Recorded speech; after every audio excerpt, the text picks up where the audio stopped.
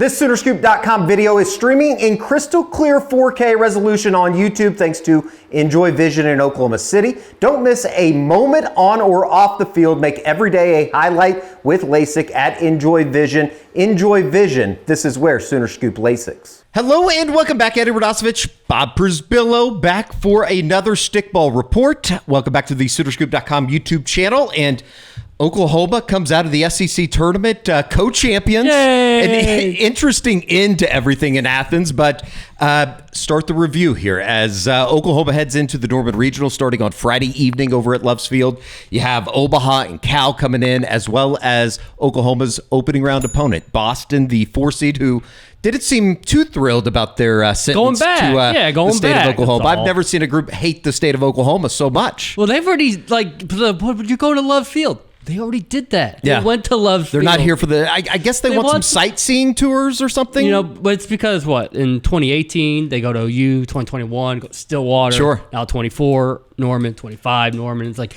there are other places in this country you can send us. No, this is where they need to be. So Oklahoma headed into the Norman Regional, obviously a fantastic season. Number 2 overall seed, the top 4 seeds in the NCAA tournament, all from the SEC. And it was it 7 of 8? 7 of 8 national seeds in the SEC. So basically, a lot of the teams that you saw in Athens over the weekend, Oklahoma goes 2-0, had the 4-1 victory, opened against LSU in a game that Sam Landry was excellent. Moved along into the semifinal against Arkansas, and what a game it was. You fall behind 6-1, hit 6 home runs on the day. Ella Parker, Gabby Garcia had the big one, the walk-off in the 7th inning. Sydney Barker had 2, Isabella Emmerling with 1, as well as Elena Agbayani. And Bob, seems like this offense is starting to wake up a little bit. Starting to find its groove. There's no doubt about it. But even more than that, maybe, is the mentality is starting to catch up too. I mean, when you're down 6-1, we all saw a TV broadcast where Patty Gasso's got them. It's like, hey, still plenty of time. Just be who you are. Don't try to press. Don't try to do too much. Be who you are and who you know you can be, and we're going to be okay. And it turned out there was plenty of time. They made it hard. They obviously did one solo shot at a time. But we will try to get there. It was around probably 6-4. I turned to my wife. I go, I guarantee OU wins this 8-6. Now, I didn't think it'd be a walk-off. Sure. I thought they were going to win it in the 6th and then just had to hold on. But I was like, there's something about them at this moment. Arkansas has got nothing left. They didn't take advantage of a chance to really bust this thing open. And OU is making Arkansas work. Every half inning where the Sooners are at the plate, the Razorbacks are just having to go through it, just the pressure, the stress. Eventually, something's going to bust out. And sure enough, it did. So credit, once again, the learning experience, the freshmen growing up, all baptism by fire, everything we've said for the last 3-4 months, it's coming to fruition right about now. It was the largest comeback victory in SEC softball tournament history, the 17th comeback of the year for Oklahoma. And, I think as much as we want to talk about the offense, and I still do want to talk about the offense and what Sydney Barker kind of sparked there with her the first of 2 solo home runs, it seemed like, was it Audrey Lowry that kind of came in and settled everything down? Because as you said, there were moments throughout that game. It seemed like there were multiple times that Arkansas's big hitter came up to the plate. Oh, yeah. And you thought, all right, it's just a 2-run homer, a 3-run homer away from getting away. They were able to kind of stick with it, though, through the doldrums of what were the first 4 innings. Yeah, I mean, you come up with Bree Ellis at the plate, 6-1, bases loaded. This could get ugly very, very fast. Start thinking about, are they going to get run ruled? And even the ESPN broadcast started to wonder, are they about to get run ruled? Instead, Peyton Monticelli, Audrey Lowry, not only did they right the ship, kudos to Peyton for getting out of all the jams and still being able to back it up next inning. Lowry, they don't even make her work, because she does not have control issues. We know that. She doesn't walk people. But to go 30 pitches in 3 innings, Arkansas didn't make it stressful. And that's why I was like, something's about to bust here, because OU's having 15-minute innings when they're at the plate. Arkansas's having 2-minute. Sure. So this is going to add, this eventually is going to take its toll. But for Audrey Lowry, that was huge. We know that. And now you get into a weekend where, I don't know, is Patty thinking about Lowry as your number 2 starter? Do you stick with Kirsten Deal and see how that all goes there? But the way Lowry, she had that just a very small sample in Gainesville, but you were happy with it. To now go 3 innings against that offense, now you're starting to believe, okay, maybe she's starting to turn the corner, and maybe, you're starting to feel you have a little bit more trust in the staff than you just had about 2-3 weeks ago. Ella Parker now working on an 8-game hitting streak. She had a solo shot there for Oklahoma in the game against Arkansas. And, it's kind of Ella Parker's obviously, Cassidy Pickering, they're at the top of that chart when you're talking about Oklahoma offensively. But it does seem, and we talked to JT Gasso about this on Tuesday morning on the radio, it seems like a lot of work that they put in with some of these young hitters, whether it be a Sydney Barker, Gabby Garcia, who got screwed by the SEC. I know that we kind of talked about the all first team SEC last week during the Stickball report, but it does seem like some of those efforts that they put in throughout the season here over the last month, this offense is starting to look a little bit more familiar with what we've seen with Oklahoma softball. And it needed to. It couldn't just be Cassie and Ella. And by the way, Ella has just been absolutely sensational. The 12-game split that she had from when it started to where it's finished has been just mind-boggling, because she's still dealing with the pain. She's just handling it a heck of a lot better, and she's crushing it. Like, it's not like these are flukes. These are bombs. And if they're not bombs, they're on a rope to get a double or something. She has been obviously the catalyst during the last couple weeks, but you look up and down that lineup and you start wondering, how's Patty Gasso going to manage between Sid Sanders, who might not give you consistency, but when she hits it, it's gone. Over a third of her hits are home runs, including in the quarterfinal game. She had the home run as 3 RBIs. I think she was 1 for 1 with 3 RBIs, the 2-run homer, and got hit by a pitch, right? Hit by a pitch to start that very first inning off, and then what Sydney Barker does and her limited chances. So a fun problem to work with, but actually it's something I'll be interested to see what the lineups look like on Friday, Saturday, Sunday. I mean, they're playing Friday, Saturday, and Sunday. Yeah, well, it's kind of weird that the regionals beginning this week got OU Texas over to Eldell. That area over off of, I guess, south of campus is going to be extremely busy. It's come to be known as that during this time of the year. And now we roll into the regional. And, you talked about it a little bit on radio this morning, Bob. It seems like, not to say that none of these 3 teams are deserving, but there isn't that team that you look at and go, that could be a real test this weekend. Obviously, they're going to have to play extremely well to get through, but you would expect them to get through the Norman Regional and head into a super regional next weekend. Yeah, I mean, Cal came to Norman just a couple years ago. Boston obviously was in Norman last year. A lot of familiarity, if not with like some of the players, at least with the staff and what they're trying to accomplish. You have an idea of what, the background of what these teams should be when they get to Norman. And yeah, I mean, if they do what they're supposed to do, I think it'll be a pretty ho-hum weekend. No one's complaining about that. You might, watch some other regionals. Nebraska going to LSU, for instance. Should be really fun. OSU testing Arkansas. Like, there are some regionals that are fun. If you're an OU fan, you're hoping the one in Norman is not. You just hope it goes paint by the numbers. It kind of seems like, and we'll see how the Oklahoma State fans feel about it, but it does seem like that's kind of a comfortable setting for them to go over to Fayetteville this weekend. Obviously, as you said, Tennessee has a really good regional over in Knoxville. It's going to be rather exciting to see. And, somebody like the girl from Stanford, Kennedy, to see what she can do with Texas Tech as they ran through Oklahoma City this past week. It was kind of weird not going or seeing you go up to Devon Park this weekend, and I think the attendance certainly showed out that Oklahoma and Texas are no longer in the conference up there. You can get mad at me. I was hoping 2 versus 15 would be OU versus Texas Tech. I was really hoping for that super regional pairing. But when Kennedy and Tech rolled through that conference, there's no way they're going to be 15. Sure. And end up being 12. Takes away that possibility. But to have Alabama as your super regional pairing, potentially, as long as the Tide take care of what they have to do as well this weekend, the SEC had 9 and 16.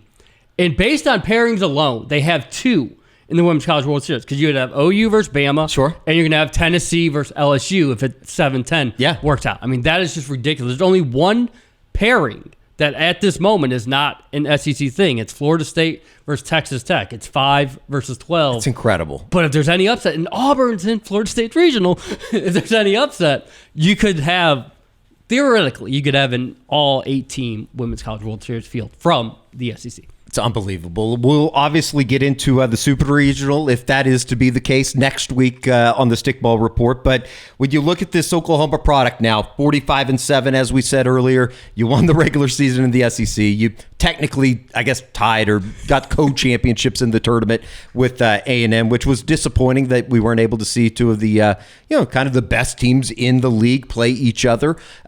Because I think when you looked up after the heroics on Friday afternoon with OU and Arkansas, to see what A&M did to Texas was just, it was an ass whooping. 11-0 after the first 2 innings. They just ruled South Carolina the day before. Now you take out the Horns, 14-2. It's a collision course, and everyone been excited to finally see. We know they didn't play each other throughout the regular season, and A&M earned the number 1 seed based on their non-conference schedule. Like, they actually went out, and Patty has not apologized. Like, I needed to break this team in. They did. Like, that. Even the wins that they were hoping would mean something going down the road didn't exactly matter as much. But Aggies are 1, Sooners are 2. Still feel that might be a collision course that we see coming to Devon Park. And I think that would be fun in the Women's College World Series. This is kind of the final hurdle, though, for this young group. And, I think that we talk about these young players all the time, certainly on the football side or the basketball side. By this time of the year, when you get to the end of the season, it doesn't feel like they are quote-unquote freshmen anymore. That's going to be kind of this final test here going into the unknown that comes with a regional and a super regional, is how these young players perform on a bigger stage, albeit you're going to be in your own backyard for the rest of the way. Rest of the way. You don't have to travel. None more of that stat. First game out, first postseason game since 2017.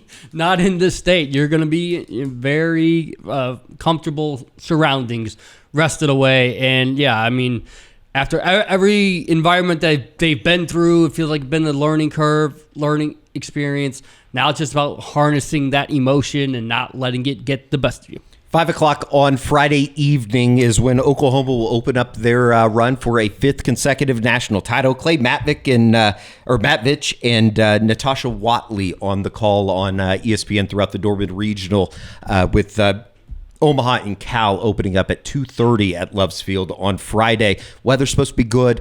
All of that should be a pretty pleasurable weekend. Hopefully it's not going to be 95. I was telling Ryan Chapman this morning, thank God for Loves Field. You guys don't have to sit outside anymore because that would be uncomfortable. Yeah, it's the one-day heat wave. We will be back into the 80s throughout the course of the weekend. But, did not see – saw the 95 coming because they've been talking about it. I didn't want to believe it. It is here. I didn't want to believe it. I didn't want to believe anything. We're in a good mood this morning, by the way, with the way that the Thunder were able to close out Game 5. I'd be a miserable person here and at radio had they not won to go up 3-2. All right, let's talk about the baseball team. They go out to Lexington over the weekend, and they got their ass kicked, Bob. It was not a very competitive series. 4-3 on Friday night, 8-5 on Saturday, 7-2 on Sunday. And you walked into the weekend knowing that you needed to win the series if you wanted to keep your regional hopes alive, and that certainly didn't happen. Only the second time Oklahoma's been swept this season in the conference play portion of the schedule, and now you have a big one coming up this weekend. Obviously, Texas leading the SEC. I almost said Big 12. Leading the SEC. They just need a game, and they'll celebrate a conference championship on your home field. Obviously, even with that, as well as the added rivalry, you don't want to lose 2-3 to Texas going into the SEC tournament in Hoover next weekend. But what Texas a miserable performance. Texas is reeling, too. It's kind of crazy. Losing their first home series against Florida. Team you keep talking about. Florida keeps coming on. They've won, I think it's 12 of 15 now, or 14 of 17. And all of a sudden, they have the same record as Oklahoma in the conference standings, which makes it kind of interesting. I think there's 3 games that separate 7th place and 13th place. So every game matters here this weekend in the final regular season series. The most concerning part coming out of Lexington for me, outside of like the pitching and all of that, which we can get into here in a second, it wasn't good. It just seemed like there wasn't a whole lot of fight, and I don't know how you quantify that. They got hit in the face on Friday night. Kysel Witherspoon, with statistically his worst outing of the year, 5 innings, 6 hits, 4 runs. They all come in the 4th inning, or the 3rd inning, excuse me. And it seemed like every time that Oklahoma punched, Kentucky punched back double. And that was the problem over the weekend. Friday night, you blow the They blow it open with the 4 runs there in the 3rd inning. Saturday, you open up with two runs. You give Cade Crossland a fantastic start to deal with before he even gets to the mound, and you give up 4 runs in the bottom of the 1st. Overall, on the weekend, Oklahoma allowed 19 free bases, 12 walks, 7 hit batters, and I know that Kentucky was crowding the plate, but it's unacceptable. You can't do that if you want to win, and especially this time of the year and against a team that was really trying to save its season in Kentucky, and they did so. How big is the loss of Dayton Taki right now, or is it just coinciding that they just had a really rough weekend? I think it all kind of coincides, but at the same time, you're missing his bat. And think about how many times he came up with a big hit, whether it be in Tuscaloosa, where they eventually lost the game in the 9th inning, which hasn't happened a whole lot this year with Dylan Crooks, or you look at the next weekend against, I think it was Ole Miss. So it's, or Vanderbilt, excuse me. Or Georgia. It was Georgia when he got hurt. I'm an idiot. So anyways, it's rough right now. And Mason Hamlin's done a good job. They cleaned it up in terms of defensive miscues, but there were still a lot of plays even this weekend, not necessarily at first, but in the outfield that didn't go down as errors, but they're errors. Like you misplayed the fly ball. You got a little bit of a home cook on the scoreboard with the official scores. So it's concerning. I still think that the defense is going to be a problem. They still are looking for a true replacement at first base. I don't know why they haven't just gone with Mudler behind the plate and Carmichael over at first. Right. Maybe they don't feel comfortable with that. Mason Hamlin is an infielder, though, by trade. He's more of a middle infielder, second base. So making that move over on the left side of the diamond, I guess, has gone good. You're just really missing that bat right now. And for an Oklahoma team that is still reeling a little bit offensively, it's a problem. And I don't think it's going to be anything that they can change overnight, because he's obviously going to be out for the remainder of the regular season, obviously this weekend. And I still think it's probably a little bit more than optimistic to think that he could come back next week in Hoover. Yeah. So you look at Texas.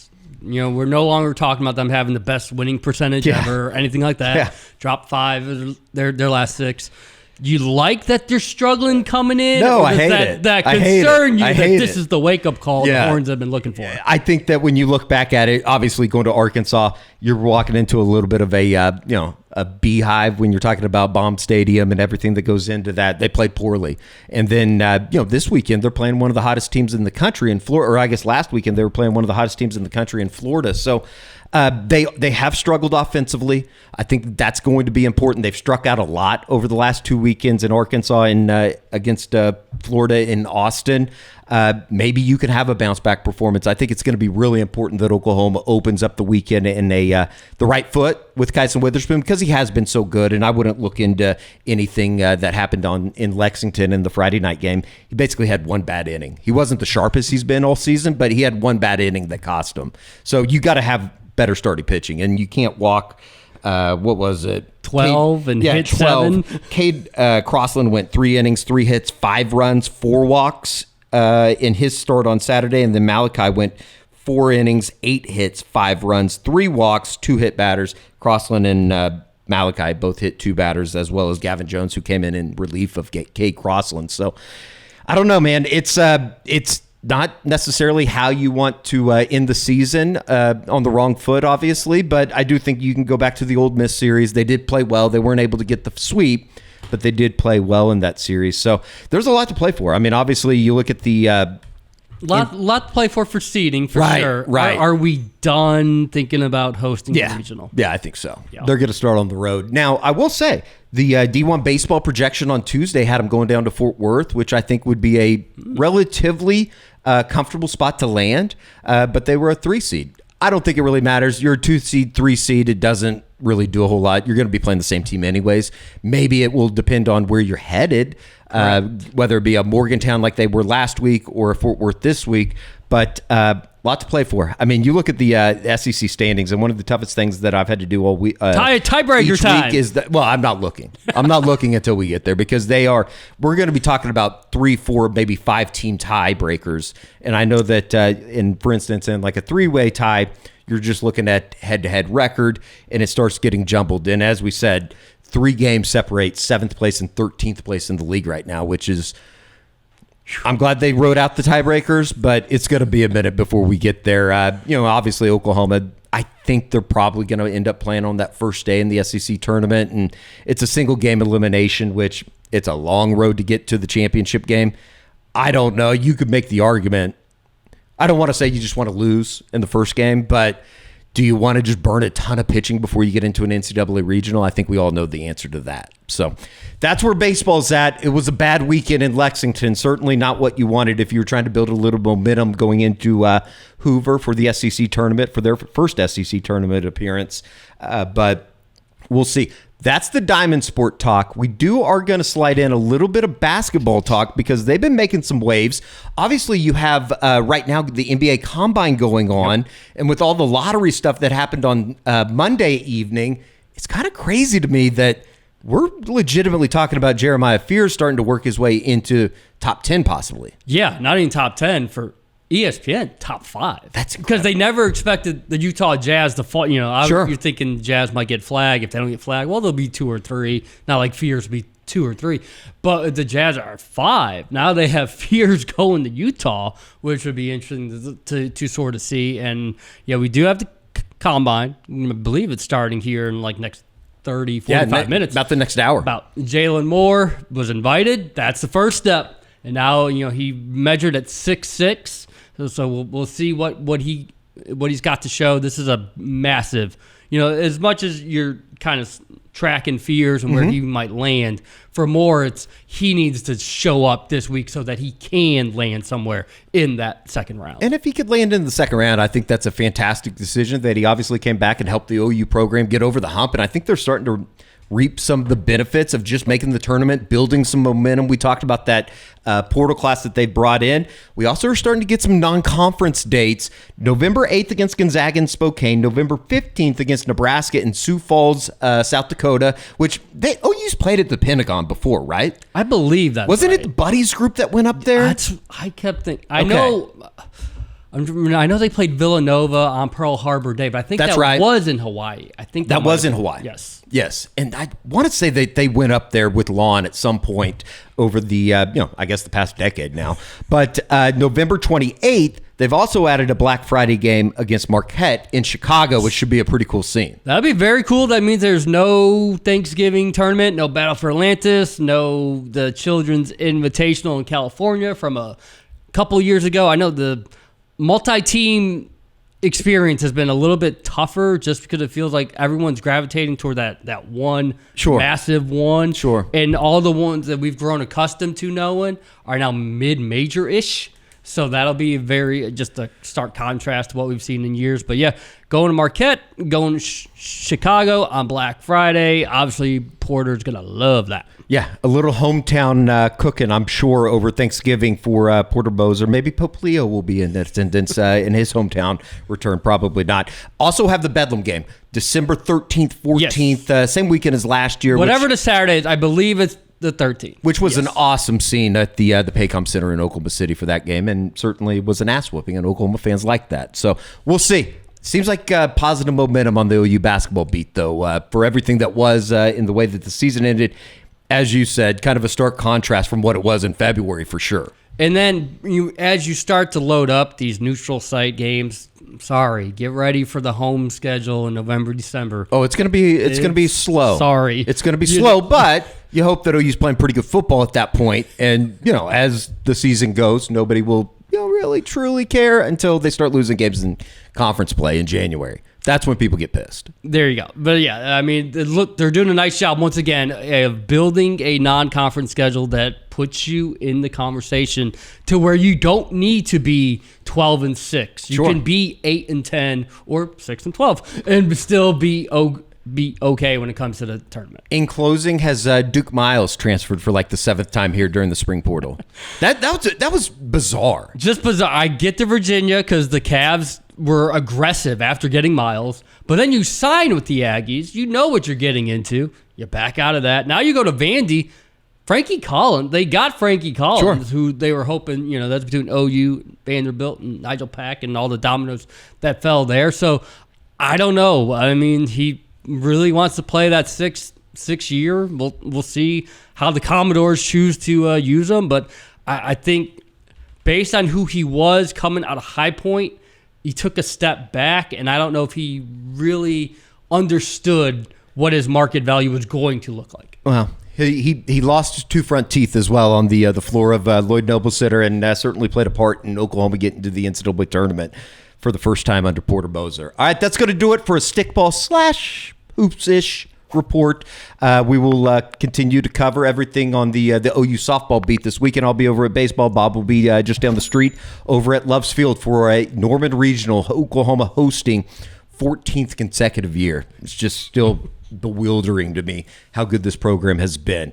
For Bob Przybylo, I'm Eddie Radosevich. We'll see you back here on the SoonerScoop.com YouTube channel.